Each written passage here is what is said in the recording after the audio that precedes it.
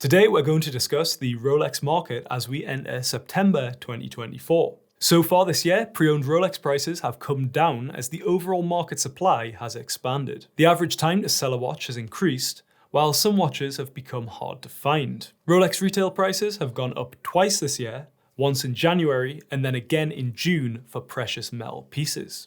This has affected the market price and availability of certain models. Some of our clients have reported that wait times at authorized dealers have reduced, but others are still waiting for select pieces that are difficult to obtain. It's hard to draw any solid conclusions regarding wait times because there are so many variables when it comes to buying a brand new Rolex from an AD. The location, the size of the store, a number of clients it serves, the popularity of the watch, and your relationship with the salesperson will all contribute to your personal experience. Compared to 2 years ago, it's likely that you'll wait less time for two-tone and some of the less desirable steel pieces. Some of the full precious metal watches, such as Skydwellers, Oyster Yachtmasters, and even full gold Submariners, are available to buy out of the window on the day.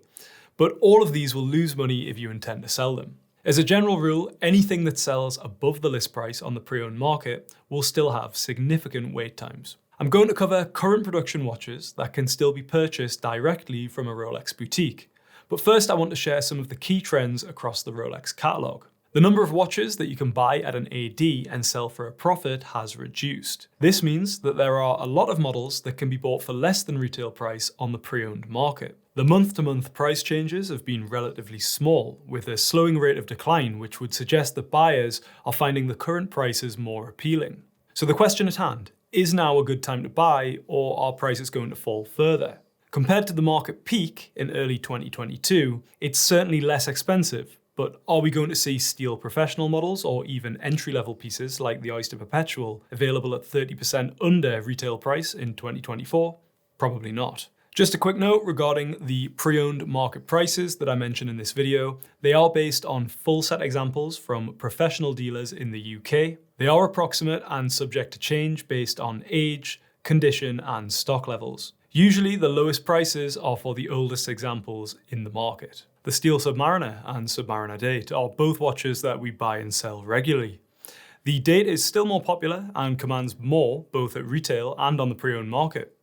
You can find the no-date version from £9,000 and the Date from around £10,500.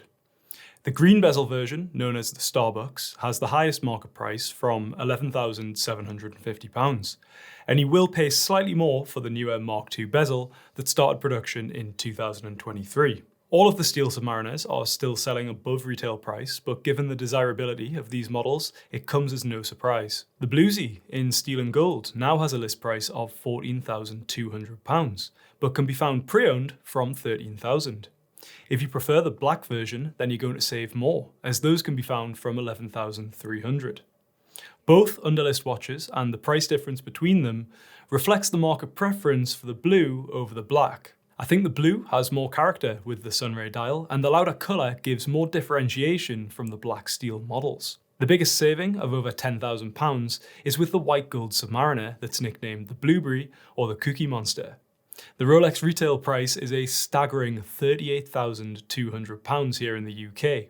However, you can pick one up pre-owned, complete with box and papers, from £26,750. The large difference in retail price and market price has resulted in less new examples of the white gold Submariner in the market. This is because less people are buying them brand new. Anyone that buys this watch new from an AD is going to lose a significant amount of money if they sell it, which makes it harder for the ADs to find a client for the white gold sub. The overall result is that there are less examples on the market for buyers to choose from, and once they sell, it's harder for the dealers to replenish their stock. The Bruce Wayne GMT was unveiled this year and has been coming down in price since release, which is to be expected as more supply enters the market.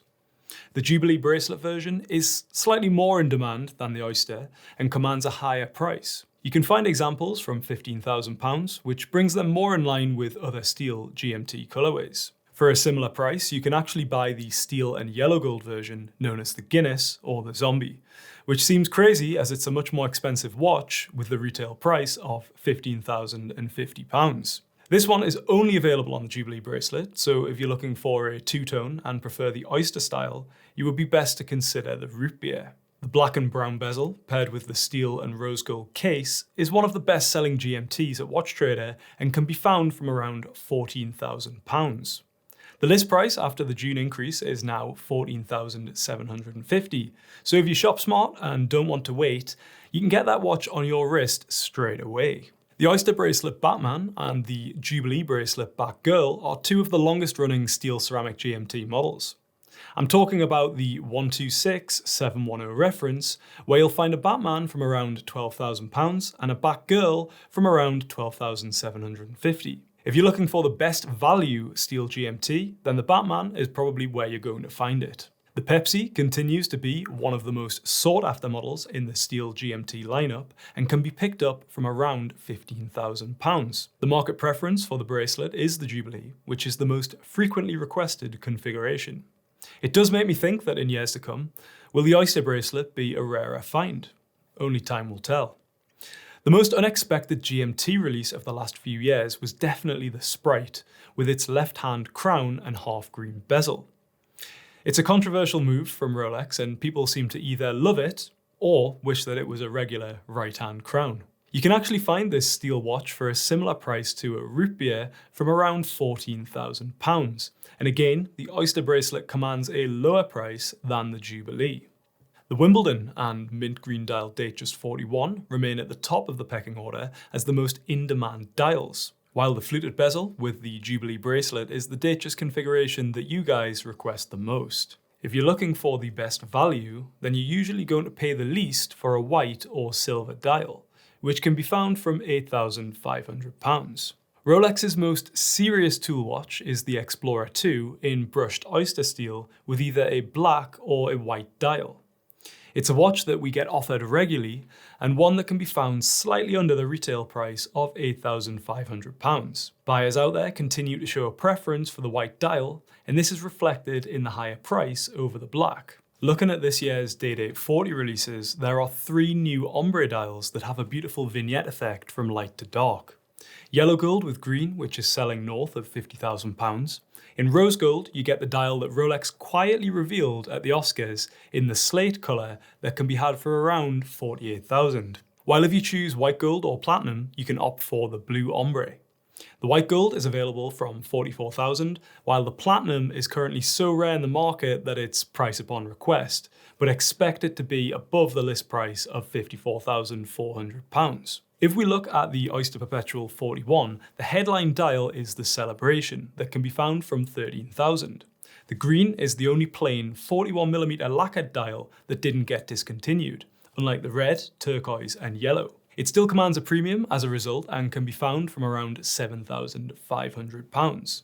The least expensive dials are the black, silver and blue, which can be found from £6,500. The Daytona is available in steel, two-tone and precious metal. The precious metal options are the broadest with the Oyster Flex or Oyster bracelets and either ceramic or gold bezels. The full gold models with the gold bracelet sell for approximately 5% over the list price, and there are relatively few 2024 examples in the market. Looking at the Oyster Flex models, the most popular dials are the white gold Ghost, the yellow gold Pikachu, and the Sundust in rose gold.